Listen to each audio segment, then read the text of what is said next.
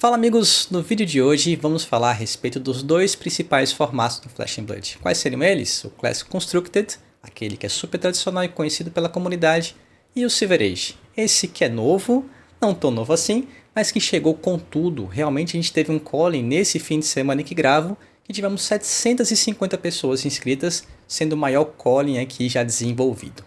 Muito bem, mas antes de qualquer coisa, você já é inscrito no canal? Poxa amigo, se inscreve, tô aqui na batalha para conseguir atingir os 1000 inscritos, então colabora aqui com a gente. Curte e bora pro vídeo. Primeiro ponto, vamos aqui tentar dissecar todas as principais características do Classic Constructed, depois a gente vai fazer a comparação com o Silver Age. Primeiro ponto então seria, o Classic Constructed é o formato principal, afinal de contas a LSS quando criou o jogo, ele criou tentando fazer um design de jogo projetado para o Classic Constructed. O Silver Age não fica atrás, mas é inegável dizer que você realmente consegue ter todo o sabor do Flesh and Blood jogando uma partida de Classic Constructed. Beleza, mas um ponto aqui que é divisor de águas entre os dois formatos é o preço dos decks. Sim, no Classic Constructed você vai ter os decks mais baratos, eu suponho que sejam um Katsu, talvez um Kano, mas ele já está banido. Os próprios mecanologistas também são não cartas mais baratas, mas o deck é mais barato, afinal de contas você não vai ter cartas genéricas numa pool de Dash.io ou mesmo de uma Puffin, a não ser que seja pirata. Então você vai ter algo em torno de uns R$ 1.500 a R$ 2.500 dos decks mais baratos desse formato. Ao passo que no Silver Age você vai ter que os decks não custam 10% disso, e qualquer deck, porque aqui eu coloquei o comparativo com o deck mais barato dentro do formato do CC. Talvez tenha algum outro mais barato, tá? Mas que não me vem aqui à cabeça porque não esteja no meta. Mas seja como for, você ter 10%, cara. Você ter decks competitivos e R$150 no formato do Silver Age é uma diferença gigantesca. E isso faz com que, inclusive, novos players e um novo público se abra, percebe? Porque muita gente tinha até vontade, curiosidade de jogar aquele jogo ali que já está há um certo tempo no mercado, esse tal de Flesh and Blood, mas não dava para ele simplesmente dar R$1.000 ou R$500 que seja, num deck inicial de Flesh and Blood sem saber se realmente ia custar.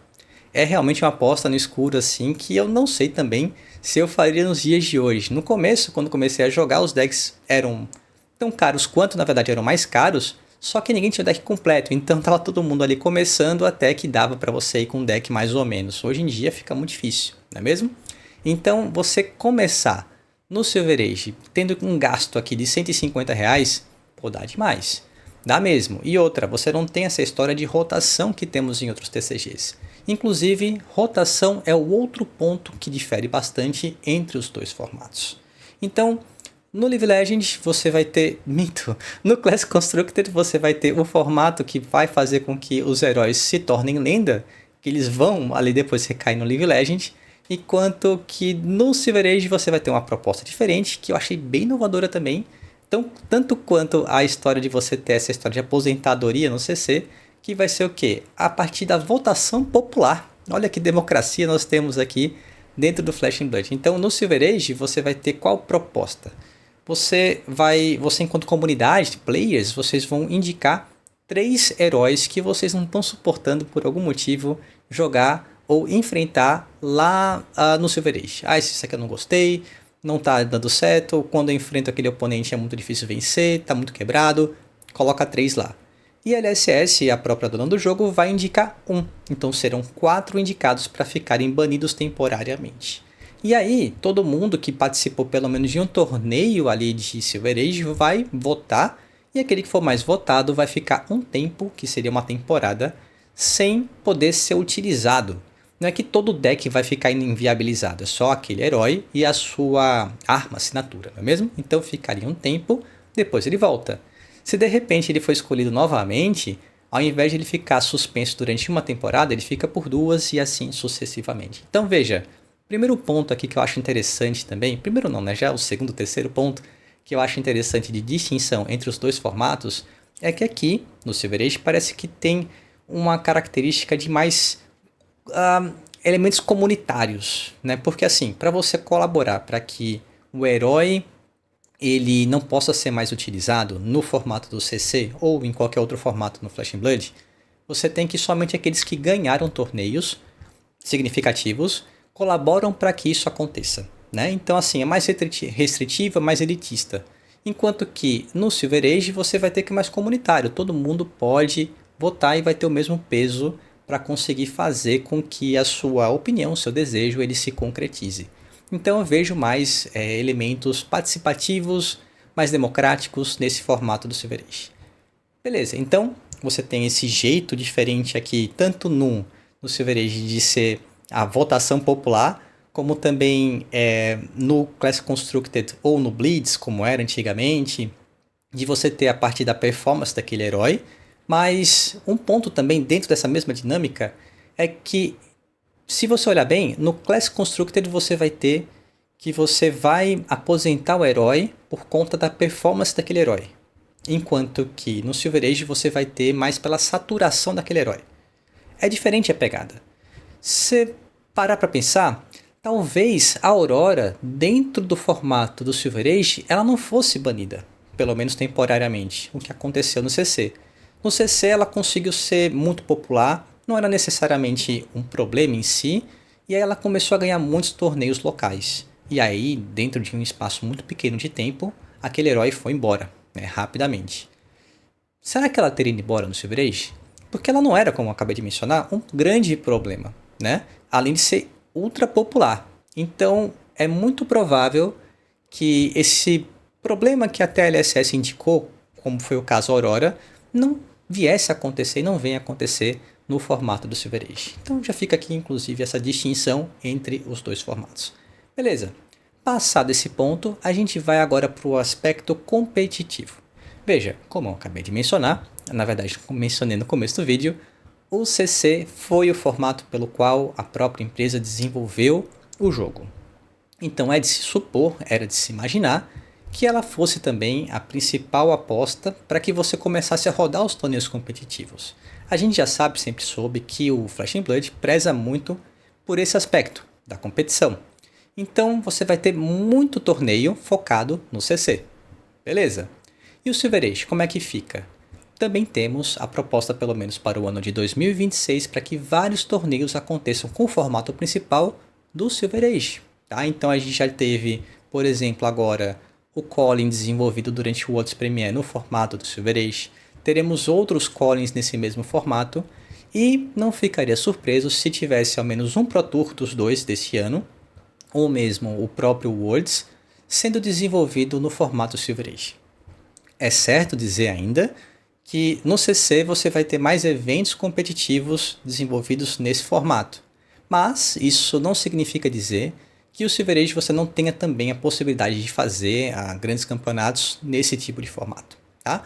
Inclusive, não sei se ficou atento, mas nessa temporada de ProQuest nós vamos ter até determinada data que torneios vão ser desenvolvidos no CC e depois de tal data, ou é ao contrário, vai ser desenvolvido no Silver Age, mostrando que a empresa realmente está tentando fazer com que mesmo nesse formato novo você tenha grandes torneios competitivos. Grandes torneios onde você vai prezar pela competição entre os jogadores e não tanto o aspecto diversão. Porém, se formos comparar cruamente e cegamente os dois formatos e tentar identificar qual deles seria o mais friendly, o mais amigável, aquele que é mais casual, certamente seria o Silver Age quando comparado ao Classic Constructed. Afinal de contas, o que é mais amigável? Um deck de R$3.000 ou um de 150, não é? Então qual que você consegue captar o jogador casual? E falando em jogador casual, aqui não seria um exagero dizer que essa aposta por esse formato vai ser a grande porta de entrada para novos players. Afinal de contas, como eu mencionei no começo do vídeo, não foi uma vez, nem duas, nem três vezes em que eu escutei pessoas falando que não conseguiram entrar no Flesh and Blood porque o preço é caro.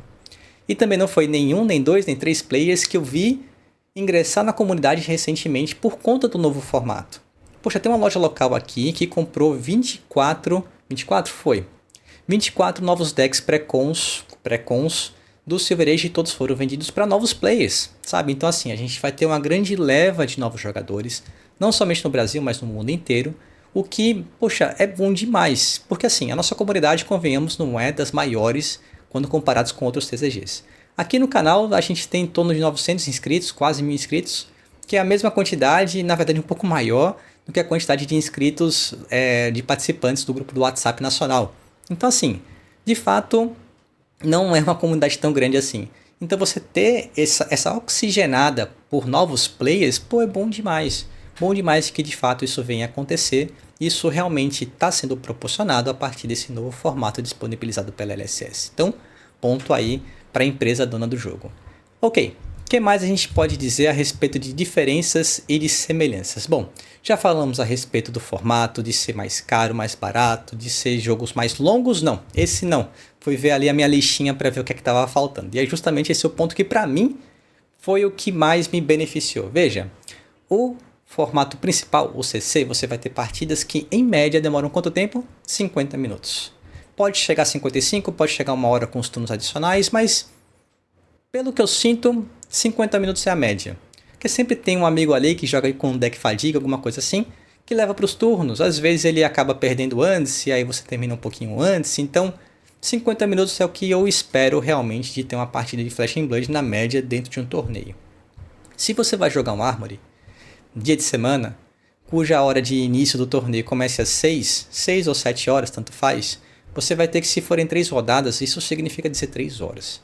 Se derem mais do que 8 players e a loja não quiser limitar em 3, você vai ter 4 horas. Então, se eu comecei a jogar às 6 horas e eu terminei às 10, eu chego em casa de 11. Cara, é muito tarde, pelo menos pra mim.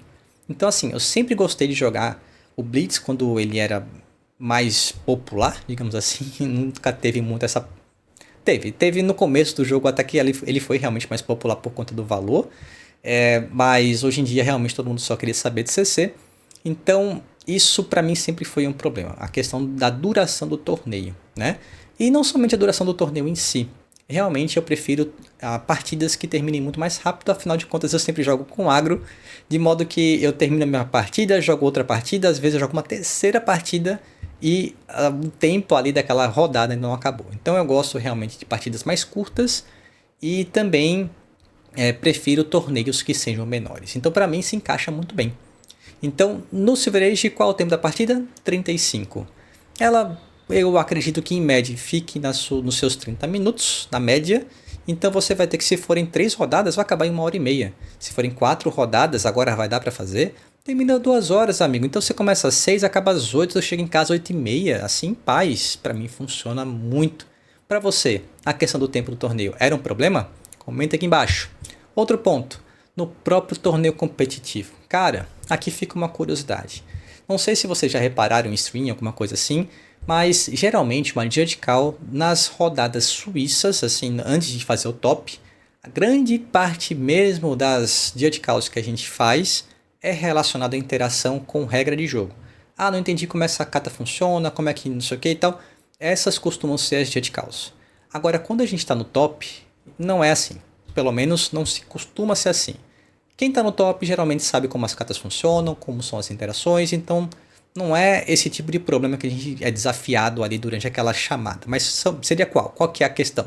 Seria triggers, seriam a pessoa compra uma carta a mais, a pessoa viu uma carta que não deveria, ou seja, questões associadas ao cansaço de jogar horas a fio ali sem descanso. Por quê? Porque as partidas são desenvolvidas no CC, demoram muito tempo, é muito cansativo. Então você faz com que o cansaço mental ele fique mais exacerbado e você veja mais os erros serem cometidos. Além do nervosismo, é claro, né? Então, será que diante de um Silver Age a gente não vai ter uma mudança desse formato, desse paradigma mesmo que a gente identifica no CC? Afinal de contas, essas partidas são mais rápidas, o número de turnos, de rounds, eu quero dizer, é o mesmo, né? Porque elas são fixadas de acordo com a quantidade de players. Então, é de se imaginar que durante um top você também vai ter menos erros relacionados ao cansaço, à fadiga mental, né? Então, é uma outra coisa também que eu gostaria de identificar no decorrer aqui da experiência que a gente vai ter ao longo dos torneios futuros de Silver Age.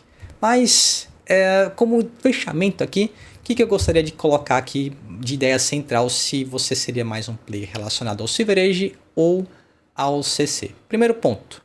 Você gosta mais de um jogo que é focado numa estabilidade, que não seja tão dinâmico, com mudança de meta, esse tipo de coisa? Bom, para mim, você então é um jogador de CC. Você prefere um evento que seja focado mais no tradicional, naquilo que sempre vai ter ali como formato principal, e não tanto ser focado num torneio que visa mais algo experimental?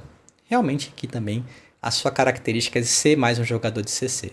Você é mais focado no competitivo do que no casual? Bom, também aqui provavelmente o seu formato principal vai ser o CC. Mas agora respondendo aquela pergunta do começo do vídeo, eu não imagino que um venha a dividir com o outro. Eu realmente acho que os dois vão ter seus espaços e que o Silver Age, por ter a capacidade de conseguir angariar novos players, não vai diminuir o jogo, mas sim vai proporcionar que uma nova comunidade, aliás, que a comunidade já existente ela aumente de tamanho e a gente realmente cresça enquanto jogo, né? Então eu acho que a junção do Silver Age ao CC, ela realmente seja algo benéfico para o jogo. Mas e você? O que acha? Gostou do vídeo? Comenta aqui embaixo, se inscreve e até a próxima. Tchau!